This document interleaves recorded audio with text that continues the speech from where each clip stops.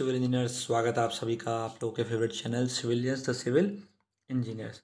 आप सभी लोगों के सपोर्ट से हम इतनी वीडियोस बना पा रहे हैं, हम आप तक पहुंच पा रहे हैं। इतना इंपॉर्टेंट वैल्यूएबल कंटेंट हम आपके लिए लेके आ पा रहे हैं क्योंकि आप हमें सपोर्ट कर रहे हैं। ऐसे ही सपोर्ट करते रहिए, हमारी वीडियोज़ को शेयर करते रहिए, लाइक करना ना भूलें और सब्सक्राइब करना बहुत ज़रूरी है आप लोगों के लिए भी और हमारे सपोर्ट के लिए भी। ठीक है, तो अब चल रहा है पार्ट 5। ऐसे ही पार्ट 30 तक हम चलेंगे और आरसीसी को कवर करेंगे।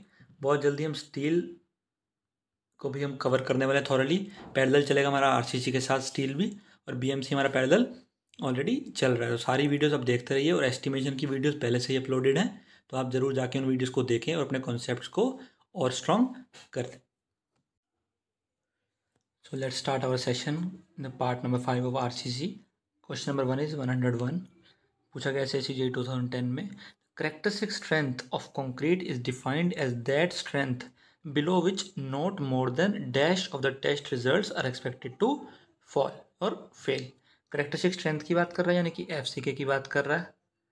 इसको क्या स्ट्रेंथ बोलते हैं जिसके नीचे कितने टेस्ट फेल नहीं होने चाहिए, परसेंटेज में पूछ रहा है। बेसिक थ्योरेटिकल क्वेश्चन है। ऑप्शन देखते हैं 10%, 5%, 15% और 20%। बच्चे ने ये तीनों ऑप्शन सुने होते हैं, 5 भी, 15 भी और 20 भी, इसलिए बच्चा कंफ्यूज हो जाता है क्योंकि ये अलग अलग क्वेश्चंस के अलग अलग आंसर्स हैं। इंडिविजुअल वेरिएशन कितना होता है अपने पीछे पढ़ा था ना, 15% से ज़्यादा नहीं होना चाहिए एवरेज से। तो ऐसे ही डिफरेंट चीज़ें होती हैं। इसका आंसर क्या है? 5%। FCK वो स्ट्रेंथ होती है जिसमें 5% से ज़्यादा टेस्ट रिजल्ट फेल नहीं करने चाहिए। क्या कहता है? Characteristic strength of concrete is defined as that strength below which not more than 5% ऑफ test results are expected to fall, यानी कि 95% पास होने चाहिए और 5% तक फेल हो सकते हैं। ठीक है, पर इससे ज़्यादा नहीं। तो दोनों तरह से क्वेश्चन पूछ सकता है, 95 वाला ऑप्शन भी पूछ सकता है, 5 वाला भी पूछ सकता है। तो ऑप्शन बी करेक्ट आंसर है। आई होप आपको समझ आ गया वो क्वेश्चन, बहुत ईजी था बट पता रहना बहुत ज़रूरी एग्जाम में।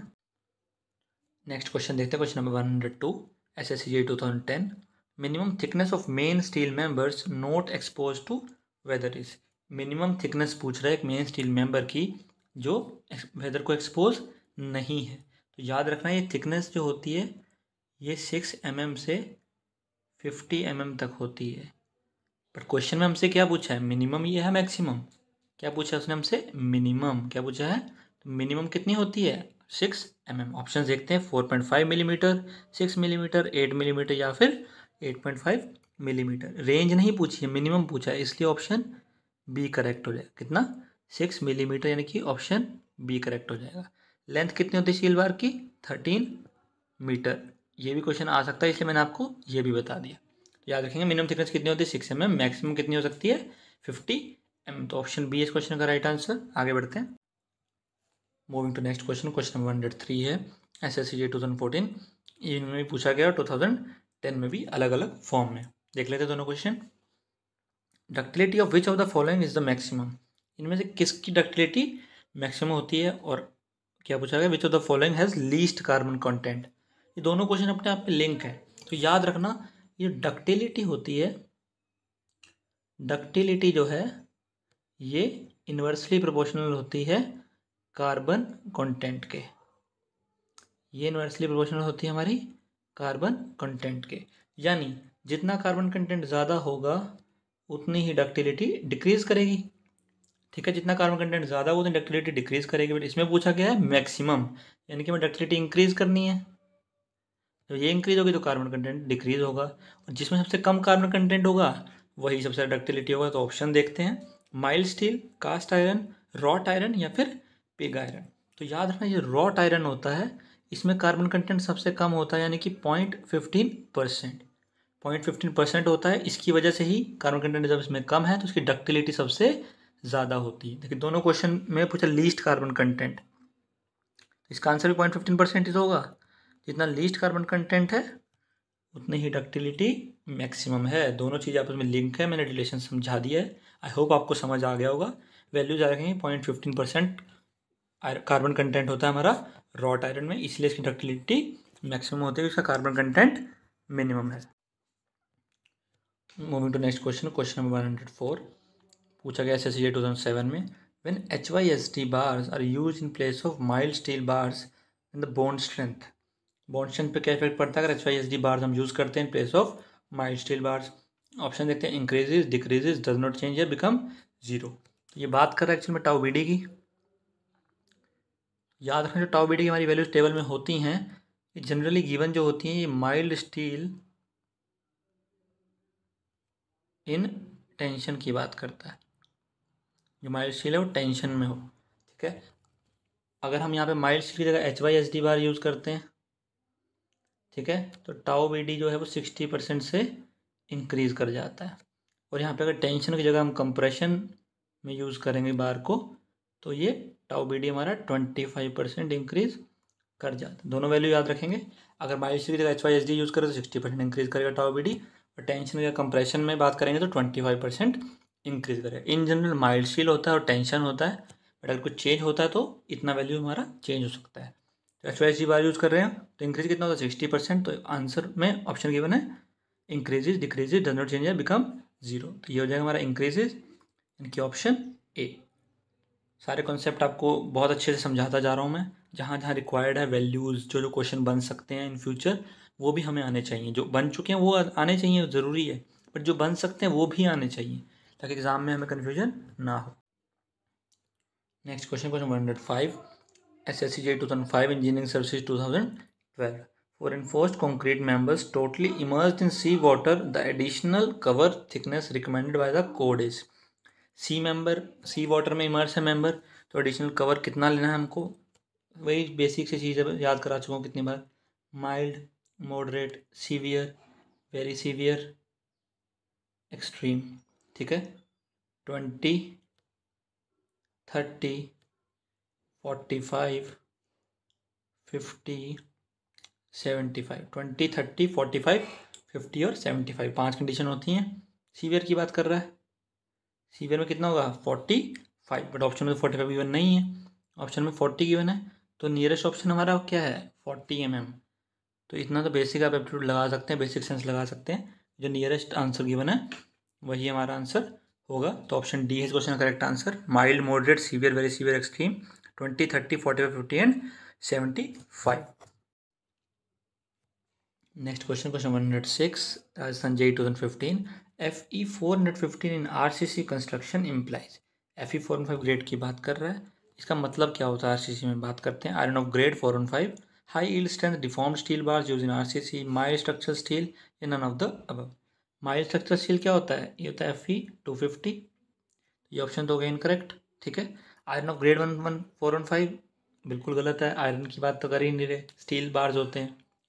तो high yield strength deform steel bar use in RCC, yes. FE 415 को हम क्या बोलते हैं HYSD भी बोलते हैं। और जब हम इनको यूज़ करते हैं तो स्ट्रेंथ 60% से 50% से इंक्रीज कर जाती है, और सेविंग्स कितने से इंक्रीज कर जाती है 33% से, ठीक है। स्ट्रेंथ 50% से इंक्रीज कर जाती है और सेविंग 33% तक इंक्रीज कर जाती है अगर हम माइल्ड स्टील बार्स की जगह FE 415 यूज़ करते हैं। ये भी क्वेश्चन हम पहले कर चुके हैं, मैं आपको समझा चुका हूँ, फिर मैंने आपका रिवीजन करा दिया है। बट ये याद रखना है कि HYSD बार्स को ही FE 415 बोलते हैं, एग्जाम में क्वेश्चन पूछा जाता है।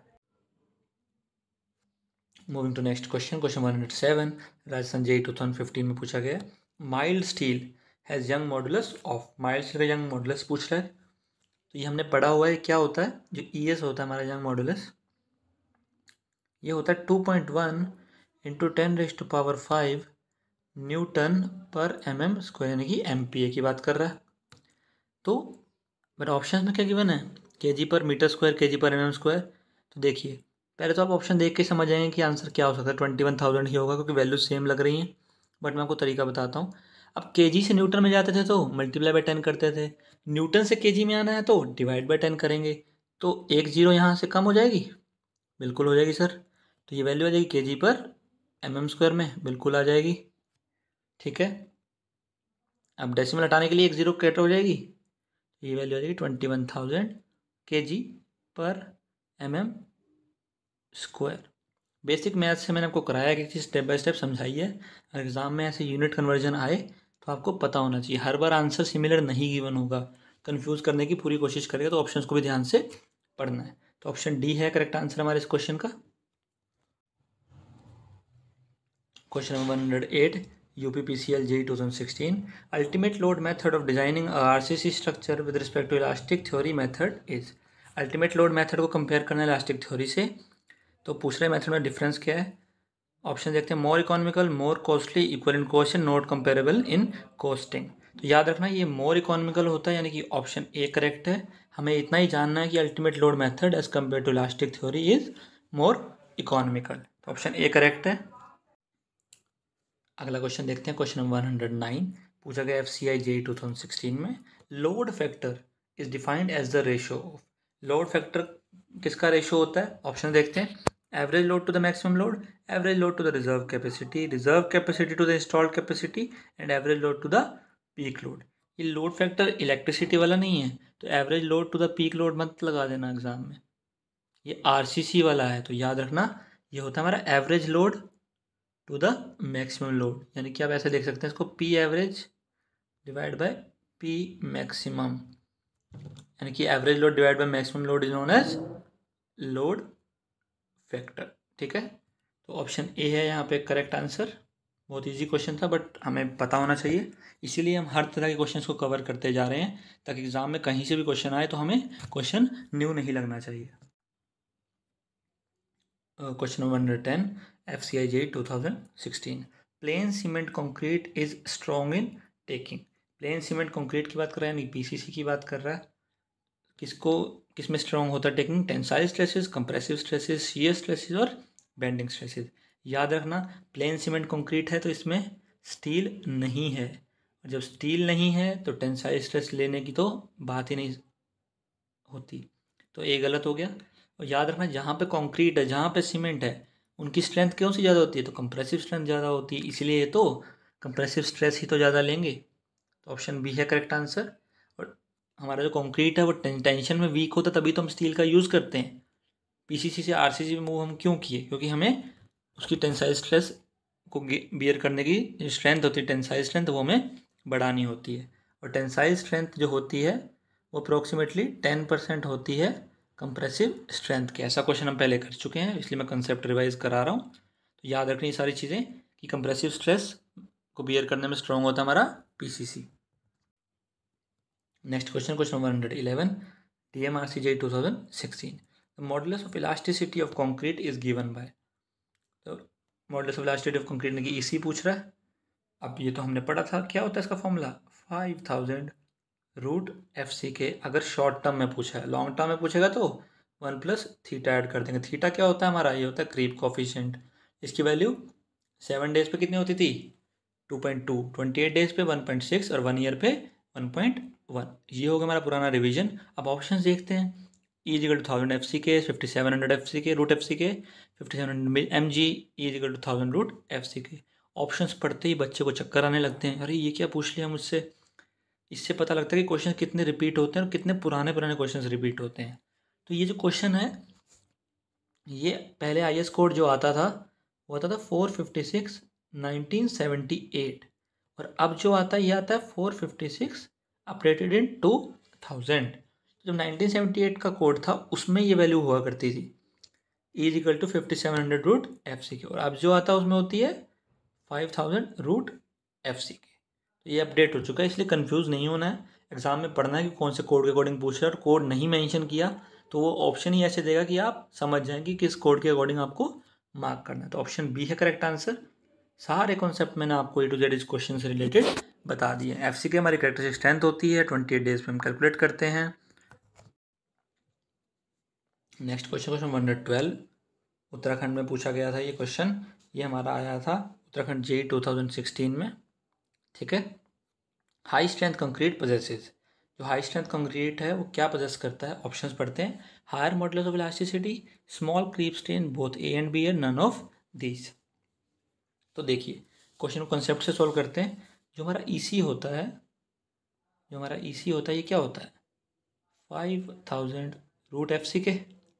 FCK होती है हमारी कैरेक्टरिस्टिक स्ट्रेंथ, यानी कि एक सेंस में ग्रेड होता है। अगर M30 होता तो ये हो जाता हमारा FCK कितना हो जाता? 30 हो जाता। यानी कि FCK जितना इंक्रीज करेगा उतना EC भी तो इंक्रीज करेगा। बेसिक सी चीज़ है, FCK इंक्रीज कर रहा है, ग्रेड इंक्रीज कर रहा है, तो हमारा EC भी इंक्रीज कर रहा है। तो higher modulus of elasticity option A ठीक है, तो यानी कि नन ऑफ दिस तो हो नहीं सकता। अब देखते हैं ऑप्शन बी को, स्मॉल क्रीप स्ट्रेन। याद रखना जितनी ज़्यादा स्ट्रेंथ होती है उतनी सस्टेन लोडिंग के अंदर डिफॉर्मेशन कम होती है। सीधी सी बात है, कोई ताकतवर आदमी है और एक कमज़ोर आदमी है, कमज़ोर आदमी को आपने धक्का लगाया तो वो गिर जाएगा, बट अगर ताकतवर आदमी को धक्का लगाओगे तो वो थोड़ा सा ही मूव कर पाएगा क्योंकि वो आपसे ज़्यादा ताकतवर है, वो गिरेगा नहीं। तो इसी तरह ही क्रीप है, जितनी ज़्यादा स्ट्रेंथ होती है उतना ही डिफॉर्मेशन कम होता है, यानी कि क्रीप कम होता है। तो स्मॉल क्रीप स्ट्रेन होता है जब हमारा हाई स्ट्रेंथ कंक्रीट होता है, और EC हमारा ज़्यादा हो जाता है, higher modulus of elasticity of concrete. तो ऑप्शन सी करेक्ट हो जाता है यहाँ पे, बोथ ए एंड बी। बहुत अच्छे से मैं आपको कॉन्सेप्ट क्लियर कर रहा हूँ ताकि आप याद भी रख सकें, एग्जाम में अगर क्वेश्चन आए तो आपको कॉन्सेप्ट भी आना चाहिए। क्रैम करके कोई एग्जाम क्लियर नहीं होता है, कॉन्सेप्ट क्लियर होंगे तो हर क्वेश्चन ईजी लगेगा, ये मेरा आपसे वादा है। कोई भी टेस्ट सीरीज हो, कोई भी इंस्टीट्यूट की टेस्ट सीरीज हो, मेरा वादा आप इन वीडियोज़ को देखने के बाद बहुत ईजिली हर क्वेश्चन को सॉल्व करने वाले हैं। नेक्स्ट क्वेश्चन हमारा क्वेश्चन 113 पूछा गया SSC JEE 2014 इवनिंग शिफ्ट में। Steel crores in exposure of air and moisture and rust has. Steel crore हो रहा है, कोरोजन क्यों होगा, मॉइस्चर है, ठीक है, exposure of air and moisture है। अब रस्ट के बारे में पूछ रहा है, तो ऑप्शन देखते हैं। Equal volume compare to amount of steel rusted, twice the volume of steel, 2.5 times the volume of the steel and 0.5 times the volume of the steel. ये बुकिश क्वेश्चन है, थ्योरेटिकल क्वेश्चन है, तो ये आपको याद ही करना पड़ेगा। इसका आंसर हमारा option C, 2.5 times the volume of steel. ये मैं आपको एश्योर कर सकता हूँ, ये बड़े बड़े टॉपर्स को ये क्वेश्चन नहीं आएगा अगर उन्होंने क्वेश्चन कभी सुना नहीं होगा, एग्जाम में वो इसको मार्क नहीं कर सकते। बट आपने इस क्वेश्चन को पढ़ लिया तो इन फ्यूचर अगर रिपीट होता है तो ये आपको आता होगा, और आपको पता है SSC JEE क्वेश्चन रिपीट करता है। तो ऑप्शन सी है करेक्ट आंसर, याद रखना। Moving to our next question, question number 114 पूछा गया है RRB JEE गुवाहाटी में 2014 में। The modulus of elasticity of concrete as per IS 456/2000 given by, क्या फॉर्मूला होता था हमारा EC का, बहुत बार करा चुका हूँ। EC का फॉर्मूला होता है 5000 √FC के मल्टीप्लाई में है, ठीक है। और अगर लॉन्ग टर्म में पूछेगा तो 5000 √FC के divide by 1 plus theta, theta तकरीब कॉफिशेंट। यहाँ पे हमसे नॉर्मली पूछा, ऑप्शन देखे हमने, तो ऑप्शन बी यहाँ पे करेक्ट आंसर है। और टेंसाइल स्ट्रेंथ पूछेगा तो क्या होता है, 0.7 √FC के, ये होती है हमारी FCR। और ES यानी modulus of elasticity of steel 2.1 × 10⁵ होता है, ठीक है। सारे क्वेश्चन जो बन सकते हैं मैंने आपको समझा दिए। नेक्स्ट क्वेश्चन देते हैं, क्वेश्चन 115 UPSSC JEE 2015 में पूछा गया। The concentration of organic solids in water to be used in RCC, ठीक है। ऑर्गेनिक सॉलिड का कंसंट्रेशन पूछ रहा है, वाटर में कितना होना चाहिए जिसको हम RCC में यूज़ करने वाले हैं। तो दो चीज़ें बहुत इंपॉर्टेंट थी, pH और एक ऑर्गेनिक सॉलिड्स। तो pH हमारा 6 से ज़्यादा नहीं होना चाहिए, और ऑर्गेनिक सॉलिड हमारे 200 मिलीग्राम पर लीटर से ज़्यादा नहीं होने चाहिए, इसको हम ppm भी बोलते हैं। एग्जाम में ppm भी लिखा था तो कंफ्यूज नहीं होना, ठीक है। कितना होता है, pH 6 से ज़्यादा नहीं, और ऑर्गेनिक सॉलिड्स 200 मिलीग्राम पर लीटर से ज़्यादा नहीं, यानी कि ऑप्शन डी करेक्ट होना चाहिए। मैक्सिमम टॉलरेंस लिमिट कितनी होगी, 200 मिलीग्राम पर लीटर। ये बहुत इंपॉर्टेंट क्वेश्चन है, स्टार मार्क कर दीजिए, अपने नोट्स में इसको मेंशन कर दीजिए, एग्जाम में क्वेश्चन आएगा तो पता होना चाहिए। pH कितना, 6 से ज़्यादा नहीं होना चाहिए, ऑर्गेनिक सॉलिड्स 200 से ज़्यादा नहीं होने चाहिए। अगला क्वेश्चन है क्वेश्चन 116 SSC JEE 2011 में पूछा गया। For RCC construction the maximum size of coarse aggregate is limited to. Coarse aggregate का मैक्सिमम साइज लिमिटेड पूछ रहा है किसमें, RCC कंस्ट्रक्शन में। तो याद रखना इसकी रेंज होती है 10 से 20 mm तक, ठीक है, RCC कंस्ट्रक्शन में। बट यहाँ हमसे रेंज नहीं पूछी गई, वैल्यू पूछी गई है किसकी, मैक्सिमम की। तो 10 भी कैंसिल हो जाएगा, 15 भी कैंसिल हो जाएगा, और मैक्सिमम तो यहाँ पे है गिवन 20, 25 भी कट हो जाएगा। तो ऑप्शन सी करेक्ट आंसर है 20 mm तक। ऑप्शंस को भी बहुत ध्यान से पढ़ना है ताकि क्वेश्चन से लिंक कर सको। उसने मैक्सिमम पूछा था, रेंज नहीं पूछी थी, इसलिए बच्चा कंफ्यूज हो सकता है। तो बट हम कंफ्यूज नहीं होंगे, बहुत अच्छे से हम कंसेप्ट क्लियर कर रहे हैं। तो 10 से 20 mm रेंज है, मैक्सिमम पूछा था तो 20 mm इसका आंसर हो जाएगा, यानी कि option C. Question number 117 very important question पूछा गया SSC JEE 2017 इवनिंग शिफ्ट में। While estimating a reinforced cement structures, the omitted cover of a concrete assumed। Estimation के टाइम जो हम कंक्रीट का जो कवर होता है उसको ओमिट करते हैं, उसे हम कितना एज्यूम करके चलते हैं। ऑप्शन देखते हैं, at the end of reinforcing bar not less than 25 mm और twice the diameter of bar, 25 mm और twice the diameter of bar in 2 dia, ठीक है। ऑप्शन बी देखते हैं, in thin slabs 12 mm minimum और diameter of bar, 12 mm और dia of bar. Option C में देते हैं, for reinforcing longitudinal bar in a beam 25 mm minimum और diameter of the largest bar, 25 mm और diameter of largest बार, ठीक है। तो याद रखना ये तीनों ही स्टेटमेंट करेक्ट हैं अपने आप में, तीनों स्टेटमेंट करेक्ट हैं हमारे। 25 mm और 25 लेके चलते हैं एंड ऑफ एनफोर्सिंग बार में, ठीक है। और थिन स्लैब में 12 mm मिनिमम और डायमीटर ऑफ द बार जिसमें मैक्सिमम हो, इन दोनों में से मैक्सिमम 12 mm और डाया ऑफ बार। ये चीज़ अगर आगे क्वेश्चन आएंगे मैं आपको समझाता जाऊँगा, ये कॉन्सेप्ट बहुत इन डेप्थ पूछा गया है तो ये आपको पता रहे, ये इंपॉर्टेंट नहीं है क्योंकि इतना चीज़ें आप याद नहीं कर पाते हैं, बट फिर भी बेसिक आपको आइडिया होना चाहिए। जो बच्चों ने इन डेप्थ पढ़ा होगा उनको इस क्वेश्चन का आइडिया बहुत अच्छे से होगा, बट अगर आपको आइडिया नहीं भी है तो भी डिमोटिवेटेड फील नहीं करना है, मैं आपके सारे कंसेप्ट क्लियर कर दूंगा। तो ऑप्शन सी देखते हैं, for enforcing longitudinal bar in a beam 25 mm minimum और डायमीटर ऑफ द लार्जेस्ट बार, ये भी सही है। तो ऑप्शन ए बी सी तीनों सही है, तो ऑप्शन डी करेक्ट हो जाता है हमारा यहाँ पे, ऑल ऑफ अबव या ऑल ऑप्शंस आर करेक्ट, ठीक है। ऑप्शन डी हो जाएगा करेक्ट आंसर। आगे बढ़ते हैं next question, question 118 SSC JEE 2011, the modulus of elasticity of steel is more than of concrete, it indicates that steel is, ये कह रहे जो ES होता है हमारा ये EC से बड़ा है, बिल्कुल है, ठीक है। तो ये इंडिकेट क्या करता है, ये indicate modulus of elasticity, elasticity की हम बात कर रहे हैं, तो जिसका इलास्टिसिटी का मॉडुलस ज़्यादा होगा उसकी इलास्टिसिटी भी तो ज़्यादा ही होगी ना। तो जब ES ज़्यादा है तो इसकी इलास्टिसिटी ज़्यादा होगी स्टील की और EC की कम होगी। और अगर कंक्रीट में इलास्टिसिटी होती तो हमें स्टील की ज़रूरत ही नहीं पड़ती ना। अगर टेंशन में स्ट्रांग होता है इलास्टिसिटी की वजह से तो हम स्टील को यूज़ कभी करते ही नहीं और हमारे बहुत सारे पैसे बच जाते, हमारा प्रोजेक्ट बहुत इकोनॉमिकल हो जाते, ठीक है। कंक्रीट टेंशन में वीक होता है इसीलिए स्टील इंट्रोड्यूस किया गया, क्योंकि स्टील का मॉडुलस ऑफ इलास्टिसिटी ज़्यादा होता है यानी कि इलास्टिक ज़्यादा होता है। तो ऑप्शन बी देखेंगे यहाँ पे करेक्ट है, मोर इलास्टिक यानी अधिक प्रत्यास्थ है। ऑप्शन बी करेक्ट है यहाँ पे। बहुत ईजी क्वेश्चन था, बहुत अच्छे कॉन्सेप्ट हमने इससे सीखे हैं। आगे बढ़ते हैं, अगला क्वेश्चन देते हैं, क्वेश्चन नंबर 119 SSC JEE 2011 में पूछा गया, the thermal expansion coefficient alpha of steel is, alpha की वैल्यू पूछ रहे हैं अल्फा एस की, यानी थर्मल कोफिशिएंट ऑफ स्टील। मैंने बताया था अल्फा एस जो है अप्रॉक्सीमेटली अल्फा सी के बराबर होता है, तभी हम स्टील को कंक्रीट के साथ यूज़ करते हैं। यही रीज़न है स्टील का यूज़ करने का, और भी बहुत सारे रीजन हैं, क्योंकि अच्छा बॉन्ड बना लेता है, ये भी हमने बताया था कि बल्क में भी मिल जाता है, चीप होता है, तो इसलिए भी हम स्टील को यूज़ करते हैं। और डक्टिलिटी प्रोवाइड करता है, तो हमको बेसिक सी चीज़ पता ही है। तो याद रखना है ये जो अल्फ़ा एस है इसकी वैल्यू होती है हमारी 12 × 10⁻⁻6 पर डिग्री सेल्सियस, यानी कि ऑप्शन सी करेक्ट है। बट हमें अल्फ़ा सी की वैल्यू भी पता होनी ज़रूरी है, जो कि होती है 9 × 10⁻6 पर डिग्री सेल्सियस। इसलिए अल्फ़ा एस और अल्फ़ा सी अप्रॉक्सीमेटली, तो देखिए 10⁻6 है तो बहुत माइन्यूट सा डिफरेंस है, इसीलिए ऑप्शन सी यहाँ पे करेक्ट है हमारा। अल्फा एस की वैल्यू होती है 12 × 10⁻6 पर degree Celsius, close to alpha of concrete. Option C correct है, दोनों अल्फा एस और अल्फा सी की वैल्यू हमें पता है, इन फ्यूचर क्वेश्चन आएगा तो हमें आना चाहिए।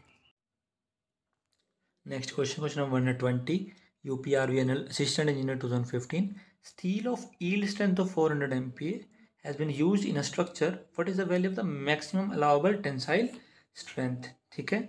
Steel of yield strength the 400 MPa और what is the value of the maximum allowable tensile strength. तो ये कैसे निकालेंगे, मैंने आपको सिखाया था फॉर्मूला मैक्सिमम टेंसाइल स्ट्रेंथ निकालने का। कैसे करेंगे, यील्ड स्ट्रेंथ गिवन है तो 400 divide by factor of safety, 400 divide 1.78 करेंगे तो यहाँ वैल्यू आ जाएगी अप्रॉक्सीमेटली आपकी 225 MPa, जिसका आंसर मैच कर रहा है हमारा 240 MPa से, यानी कि ऑप्शन ए से, ठीक है। बट ये हम कंफ्यूज हो सकते हैं एग्जाम में कि हमें लिमिट स्टेट यूज़ करना है WSM यूज़ करना है। अगर आप लिमिट स्टेट यूज़ करेंगे तो आप इसका आंसर शायद कैलकुलेट नहीं कर पाएंगे, क्योंकि आप देखिए कोई भी वैल्यू इतनी नियर अबाउट हमारी 400 नहीं है, तो हमें वर्किंग स्ट्रेस मेथड से ही करना पड़ेगा, जिसका हमारा आंसर 1.78 हम लेंगे फैक्टर ऑफ सेफ्टी, तो हमारा आंसर आएगा अप्रॉक्सीमेटली 225, जो नियर है 240 MPA के, तो ऑप्शन ए यहाँ पे करेक्ट हो जाएगा हमारा। नेक्स्ट क्वेश्चन देखते हैं, क्वेश्चन नंबर 122 पूछा गया हमारा इंजीनियरिंग सर्विसेज में 2002 में और BSPHSCLJE 2019 में, ठीक है। For RCC beam in the limit state design the limiting value of the depth of neutral axis for Fe415 grade of steel as per IS 456/2000 is D is effective depth of beam. तो मैंने आपको बताया था Fe250, Fe415 और Fe500, ठीक है। 3 grade होते हैं, Fe250, Fe415 और Fe500। तो याद रखना है, पहले ग्रेड में 0.53D होता है, 0.48D होता है, फिर होता है 0.46D। Fe250 के लिए होता है 0.53D, Fe415 के लिए 0.48D और Fe500 के लिए 0.46D। क्वेश्चन में पूछा गया Fe415 ग्रेड के लिए, LSM की बात हो रही है यहाँ पे, ये वैल्यू हो जाएगी हमारी 0.48D।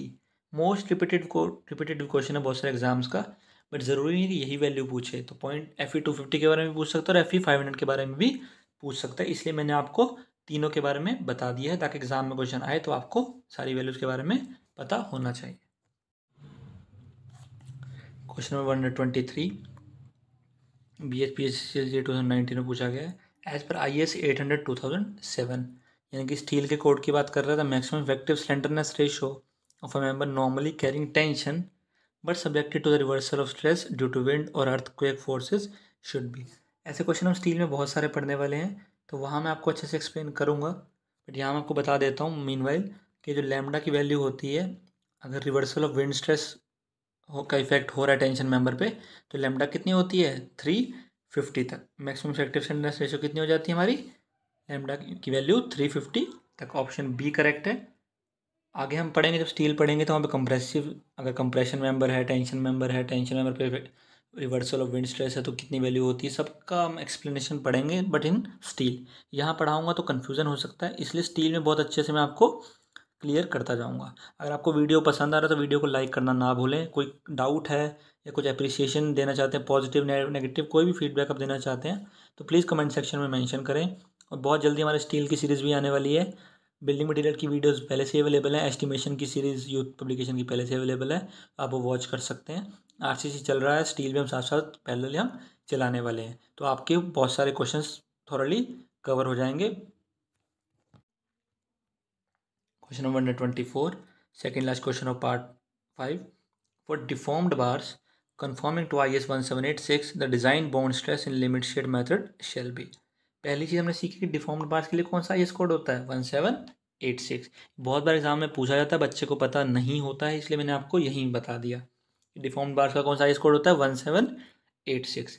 अब डिज़ाइन बाउंड स्ट्रेस की बात कर रहे हैं, टाउ BD की बात कर रहा है, मैंने आपको बताया था। माइल्ड स्टील और टेंशन की बात करते हैं हम, ठीक है। बट जब यहाँ पे HYSD बार आ जाएगा या कंप्रेशन की बात करेंगे तो क्या चेंजेस आ सकते हैं। HYSD की बात करेगा तो 60% इंक्रीज कर जाएगा टाउ BD, और कंप्रेशन की बात करेगा तो 25% इंक्रीज हो जाएगा हमारा टाउ BD में। माइल्ड स्टील और टेंशन की बात करता है, और HYSD आ जाएगा तो 60% इंक्रीज कर जाएगा टाउ BD, और कंप्रेशन आएगा तो 25% इंक्रीज कर जाएगा, ठीक है। और ये यूज़ कहाँ होता है टाउ BD, जनरली हमारा स्लैब में भी यूज़ होता है। और यहाँ देखिए एक डेवलपमेंट लेंथ का फॉर्मूला होता है 0.87 FY divide by 4 tau BD। ये टाउ BD जो है इसमें चेंज आता है। बहुत बार ऐसे न्यूमेरिकल आते हैं गेट में, इंजीनियरिंग सर्विसेज में, असिस्टेंट इंजीनियर में, इस फॉर्मूले पे वैल्यू पुट करनी होती है और आंसर निकालना होता है। बट कन्फ्यूजन यही होता है कि HYSD है, कंप्रेशन है, माइल्ड स्टील है, टेंशन है, तो बहुत कन्फ्यूज़ कर देता है। बट आपका कॉन्सेप्ट अगर क्लियर है, कॉन्सेप्ट स्ट्रॉन्ग है, तो आप क्वेश्चन गलत नहीं करते हैं। बट याद रखना है माइल्ड स्टील और टेंशन में जनरल फॉर्म में होता है।